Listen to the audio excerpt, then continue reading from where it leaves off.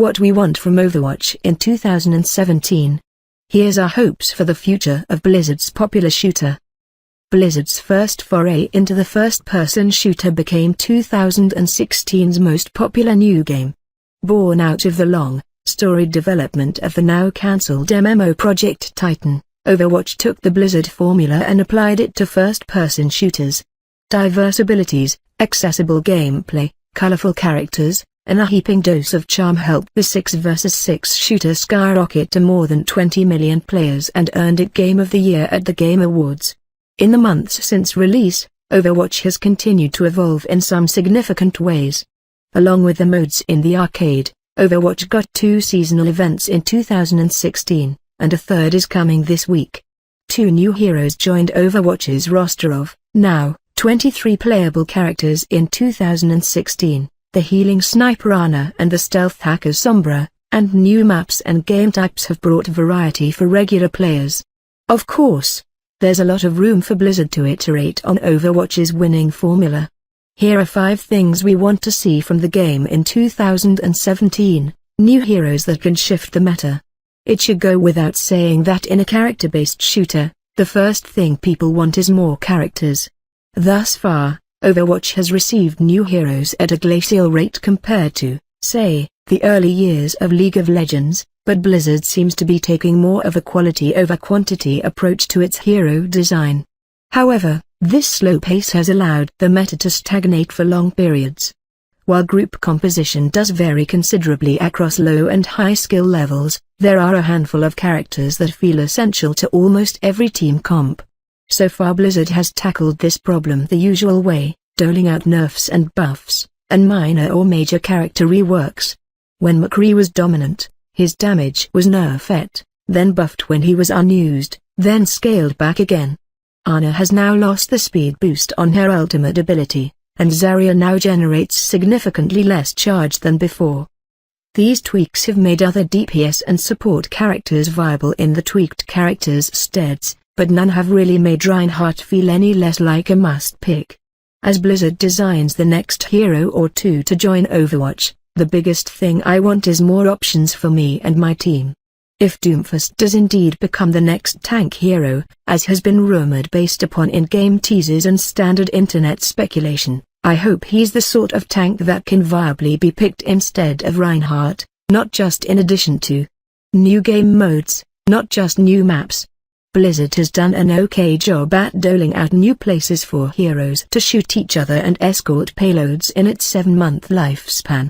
Thus far, 1 new map for competitive and quick play has been added, the Hybrid Assault Escort map each and Wilder, with a second currently being tested on the PTR, the King of the Hill control map Oasis. But while these 2 maps add a much-needed variety to the well-traded Hollywood or Route 66, they have yet to change the game in any significant way.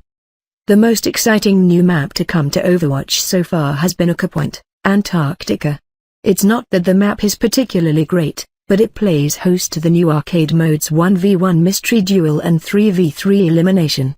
These arena-style game modes are one of the most exciting things to come to Overwatch yet, offering a significantly different gameplay experience than the objective-based 6v6 games we're used to.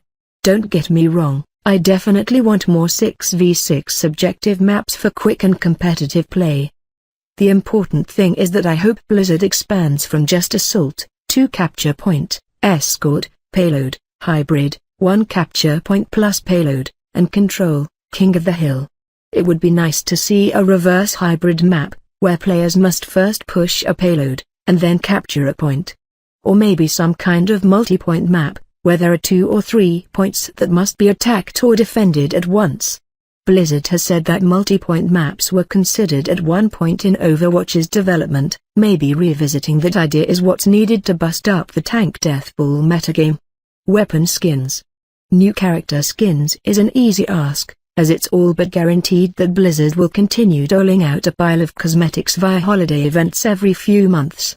The Summer Games and Halloween Terror events each brought a handful of new character skins, and we can expect the same in 2017. While I do want more alternate costumes for our beloved heroes, I'm more interested in Blizzard adding alternate weapon skins. Blizzard opened the door to weapon skins with the golden weapons you can purchase with competitive points, but the area has remained otherwise untapped.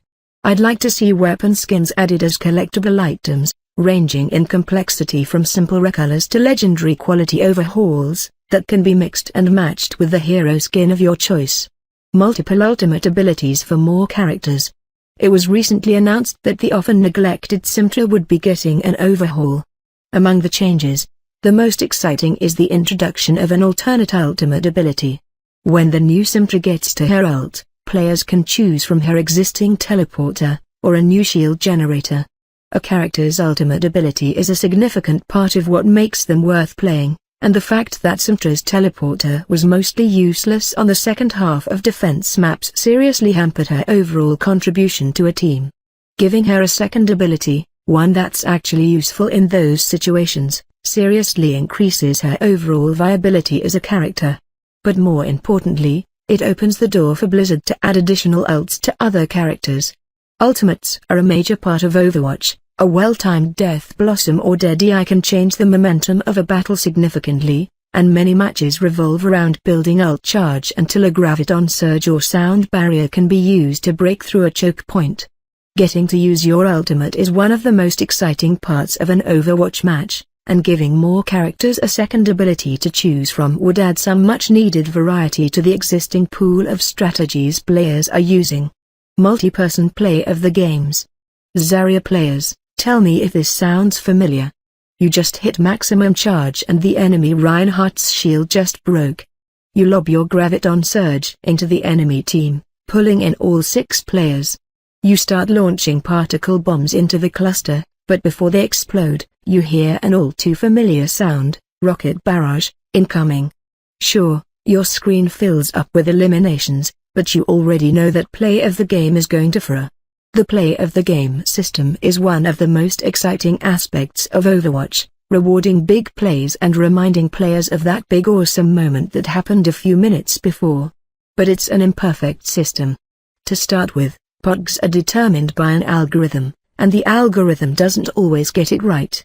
How many times have you finished a match certain that a massive D.Va explosion would be highlighted, only to have that bastard Bastion steal the spotlight? But even more frustrating is the characters with more utility-focused ultimates, like Zarya and Ana. They set up big plays, but less often get the glory for themselves. To fix this, I'd love to see Blizzard implement some sort of multi-person play of the game feature. I'm sure there's some large technical challenges in developing an algorithm that would recognize a proper 2 or more person play, but how awesome would it be to see an Ana sleep